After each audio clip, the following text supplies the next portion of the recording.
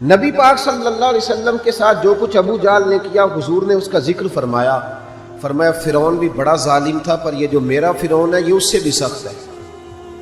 فرعون سے سخت کہا ابو جہل کو، لیکن جب اکرمہ بن ابو جہل نے کہا نا میں کلمہ پڑھنا چاہتا ہوں، ناراض نہ ہونا، ہم عزت نہیں دے پا رہے۔ جو 99 خوبیاں ہیں لوگوں کی وہ چھپ جاتی ہیں، پر ایک خامی ساری دنیا دیکھتی ہے۔ یہ ہمارے اندر کی وہ کمزوری ہے جس نے ہمارے علماء اور مشائخ اور بزرگوں تک کو معاشرے کے اندر بدنام کر دیا ہے۔ ہم نے وہ ایک خامی تو دیکھی پر اس شخص کی ساری زندگی کی خوبیاں چھوڑ دی۔ تیری نظر ایک خامی پہ گئی ہے، اس کا مطلب ہے تیرا اس مکھی سے تعلق ہے جو صرف گند پہ بیٹھتی ہے، پھول اسے نظر ہی نہیں آتا۔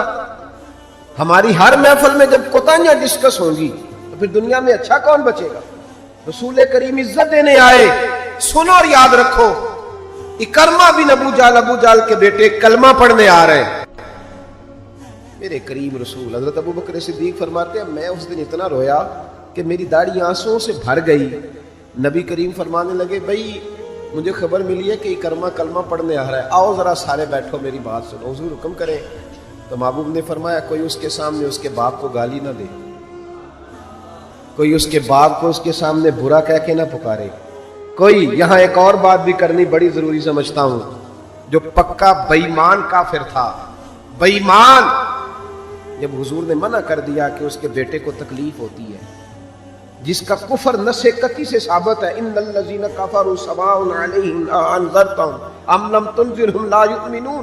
اس آیت کی تفسیر میں جہاں بھی آپ کھولیں گے پہلا نام ابو جہل کا ملے گا، جس پر نص آ گئی کہ اس کی قسمت میں کفر ہے۔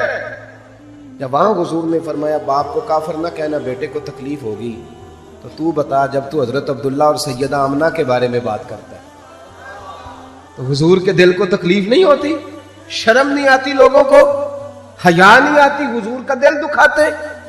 اور دیکھیں عبداللہ کا معنی اللہ کا بندہ ہے، اور جو آمنہ نام ہے اس نام کا حسن تو دیکھیں، ہو درود تجھ پہ بھی آمنہ اور تیرے لال پر بھی سلام ہو۔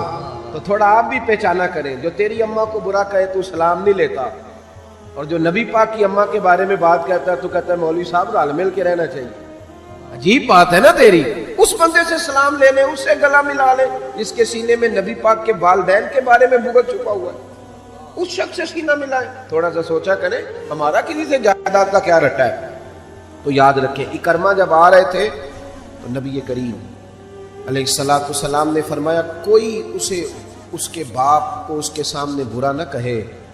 حضرت ابو بکر صدیق کہتے ہیں پھر حضور نے فرمایا کوئی اس کے باپ کا کفر نہ گنوائے، کوئی اس کی زیادتیوں کا ذکر نہ کرے، کوئی اس کے بارے میں کوئی آیت نہ پڑھے، کوئی میرا قول نہ دہرائے۔ حضرت سیدنا ابو بکر صدیق فرماتے ہیں میں رونے لگا تو مجھ سے حضرت ابو دردہ کہنے لگے آپ کیوں رو رہے ہیں؟ تو میں نے کہا میں رو رہا ہوں محبوب کی رحمت للعالمین پہ کہ محبوب یہ کس کے استقبال کی تیاریاں کرا رہے ہیں؟ انہوں نے ساری زندگی تکلیف دی، کن کے استقبال؟ خدا را ساری۔ اب یقین کریں آپ بیٹھ جائیں کسی مجلس میں، ناراض نہ ہونا، علماء نیک لوگوں کی بات نہیں کرتا، اپنی اور آپ کی کر رہا ہوں۔ ہم کسی محفل میں بیٹھ جائیں نا، ہم نے اب گناہوں کے نام بدل لیے ہیں۔ جھوٹ کا نام ہم نے بہانہ رکھا ہے، میں بہانہ کر چڑھیا سے، حالانکہ سچی بات کیا ہے؟ جھوٹ بولا۔ اور یہ غیبت کا نام ہم نے بدل کے گپ شپ رکھا ہے، تھوڑی دیر گپ شپ کریں۔ وہ گپ شپ کیا ہے؟ بڑے بڑے مذہبی لوگ میری طرح کے جبہ و دستار، وہ ساتھ والی اتنا اپنی جماعت کی تبلیغ کرنا ضروری نہیں سمجھتا جتنا ساتھ والی جماعت پہ تنقید کرنا ضروری سمجھتا۔ یوں لگ رہا جیسے مقابلہ چل رہا ہے مذہبی لوگوں کا آپس میں، ہر آنے والے کو اور ہر ملنے والے کو اور ہر جس آدمی کا نام ہے اس کی کوئی نہ کوئی کوتاہی تلاش کر کے رکھنا ہمارا وتیرہ بن گیا ہے۔ اس مزاج کو بدلنا پڑے گا۔ جب یہ مزاج بدلے گا تو معاشرے میں حسن پیدا ہو۔ میری طرح جو آدمی بھی تھوڑا سا ممبر پہ بیٹھنے لگتا ہے وہ کہتا ہے میں ہی دین کا کام کر رہا ہوں، جو جماعت بھی کام شروع کرتی ہے کہتے ہیں صرف ہم نے کیا۔ بھئی تم نے کیا تو تم سے پہلے غیر مسلم تھے سارے، تمہیں کیسے پتا چلا یہ دین ہے؟ تھوڑا تھوڑا نرمی پیدا کریں، رویوں کو ٹھنڈا کریں۔ حضرت عمر بن عبدالعزیز گزر رہے تھے، لکڑی کے جوتے پہنے ہوئے تھے، ایک بوڑھے بابا جی سڑک کنارے سو رہے ہیں، حضرت کا پیر آ گیا، تو بابا جی اندھیرا تھا، جلدی سے اٹھے. جب بندہ اس طرح ہڑبڑا کے اٹھتا ہے نا اچانک فٹافٹ، تو وہ کچھ سخت بات ہی کرتا ہے. تو بابا جی نے اچانک ٹکر ہو موٹر سائیکل کی بالکل، تو یکدم جملے کیا ترتیب پاتے ہیں آپ اندھے. تو بابا جی نے بھی اٹھتے کہا حال انتم الاعمى، پیر پہ پیر آیا. تو بزرگ کہنے لگے آپ اندھے. بڑی سخت بات تھی، معمولی آدمی نہیں، بادشاہ ہیں، اور اکیلے نہیں، 4-5 سپاہی ساتھ ہیں، ہاتھ میں تلواریں ہیں، نیزے ہیں، برچیاں ہیں. اور یہ وہ دور تھا کہ وہ بادشاہ کہلاتے تھے لوگ، جمہوری حکومتیں نہیں، ان کا سکہ چلتا تھا. اتنے بڑے آدمی کو کہہ دیا آپ اندھے. اس نے کہا آپ اندھے ہیں. حضرت عمر بن عبدالعزیز نا ہلکا سا مسکرائے اور مسکرا کے کہنے لگے نہیں بزرگوں، مجھے نظر آتا ہے. وہ جو ساتھ تھے نا سپاہی، چائے سے کیتلی ہمیشہ زیادہ گرم ہوتی ہے، تو ان سپاہیوں نے تلواریں نکال لی. آپ نے فرمایا تمہیں کیا ہوا؟ کہنے لگے حضور اس نے آپ کو اندھا کہا ہے. آپ فرمانے لگے نہیں انہوں نے تو نہیں کہا. کہا جناب کہا ہے. فرمایا نہیں کہا. کہا جناب کہا ہے. فرمایا بابا جی باتیں تم سے کر رہے تھے مجھ سے کر رہے تھے؟ کہا حضور وہ آپ سے کر رہے تھے. تو فرمانے لگے نادانو، انہوں نے مجھے اندھا نہیں کہا، بلکہ وہ تو استفہامیہ جملہ تھا. انہوں نے پوچھا ہے کہ آپ اندھے تو نہیں، تو میں نے کہہ دیا نہیں مجھے نظر آتا ہے. اس میں جھگڑے والی کون سی بات ہے؟ یعنی جتن تے ہر کوئی کھیڈے نا، کدی ہارن بھی تے کھیڈ فقیرا، اور جتن دا مل کوڈی پہ گئی، ہارن دا مل ہیرا. کسی جگہ کوئی ایسا سٹیٹس ہو، کوئی ایسی جگہ ہو، آپ ہر مقام پہ اگر جہالت ہی کریں گے اور جاہلوں سے ہی آپ بحث کریں گے تو وہ وہیں کے وہیں رہ جائیں گے، پھر تو آگے بڑھ ہی نہیں سکتے، کوئی کام آپ سے ہو ہی نہیں سکتا. نبی کریم صلی اللہ علیہ وسلم تشریف فرما ہیں، جناب صدیق اکبر ہیں. ایک بندہ بار بار حضرت صدیق اکبر رضی اللہ تعالیٰ عنہ پہ تنقید کر رہا ہے، بار بار. حضور خاموش ہیں. جب اس نے حد کر دی تو حضرت صدیق اکبر بولے، فرمایا تو غلط کہہ رہا ہے، میں اس طرح کا نہیں ہوں. آپ نے بات کو گہرائی سے سمجھنا ہے اور خدا را ضرور سمجھنا، اسے تقریر نہ سمجھنا جذبات کا اظہار کر رہا ہوں. ایسے تلخ تلخ لوگ، آپ یقین کریں ہم عقیدہ لوگ، ایک عقیدے، ایک نظریے کے، ایک جماعت کے لوگ، لیکن ایک دوسرے سے دوریاں. ہمارے رویوں نے اس طرح کر دیا ہے کہ ایک شخص اکیلا ہی زندہ ہے، بس وہی ٹھیک ہے، اس کے علاوہ کوئی بھی نہیں. اتنی دوری یار. وہ امت جس کی 80 صفحے ہونی ہے قیامت کے دن، جو نظر آئے گی پوری دنیا میں کہ یہی امت ہے، وہ اس طرح ٹوٹ ٹوٹ کے بکھر رہی ہے. ہم درگزر کرنے کو تیار ہی نہیں، وہ باتیں کر رہا ہے. جب حضرت صدیق اکبر نے جواب دیا تو کریم محبوب اٹھ کے چلے گئے. حضرت صدیق اکبر پیچھے دوڑے کہ یا رسول اللہ، جب تک وہ باتیں کر رہا تھا آپ بیٹھے تھے، اور جب میں نے جواب دیا تو آ گئے. حضور فرمانے لگے ابو بکر تیرے سرانے رب نے فرشتہ کھڑا کیا تھا. اللہ کرے آپ کو سمجھ آئے. تیرے سرانے فرشتہ تھا، جب وہ بولتا تھا تو تیری طرف سے فرشتہ جواب دیتا تھا. فرشتہ بول رہا تھا جبھی تو میں بھی چپ تھا، فرشتہ تیری طرف سے جواب دے رہا تھا. اور فرمایا جب تو بولا ہے تو فرشتہ چلا گیا تو میں بھی اٹھ کے آ گیا. دیکھیں ہم کوئی لوارث نہیں، خدا رسول والے ہیں. ایسا نہیں ہے کہ کہیں چپ کر دیں گے تو ہمارا وارث کوئی نہیں. آپ نہ کسی مقام پہ اپنوں کے مقابلے میں تو کہیں خاموشی اختیار کریں، آپ کہیں اپنوں کے بارے میں تو درگزر کریں. امام اعظم ابو حنیفہ رحمۃ اللہ علیہ، آپ کے والد صاحب کا انتقال ہو گیا. 3 دن تعزیت کے لیے بیٹھے، باہر نکلے، چوک میں آئے. ایک بندہ آپ کا حاسد تھا، مخالف تھا، اور سارا علاقہ جانتا تھا کہ آپ کا مخالف ہے. جب آپ باہر نکلے نا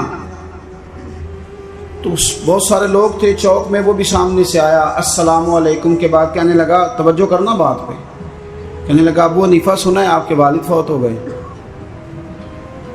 سب جانتے ہیں مخالف ہے، حاسد ہے، اور حسد کی وجہ سے مخالف ہے، سب کو پتہ ہے. اور حسد بڑی بری چیز ہے. ومن شر حاسد اذا حسد، اس کے شر سے اللہ ہم سب کو محفوظ فرمائے. یہ شریر کام ہوتا ہے. آپ کھڑے ہیں، کہتے سنے تیرے ابا انتقال کر گئے. فرمایا ہاں.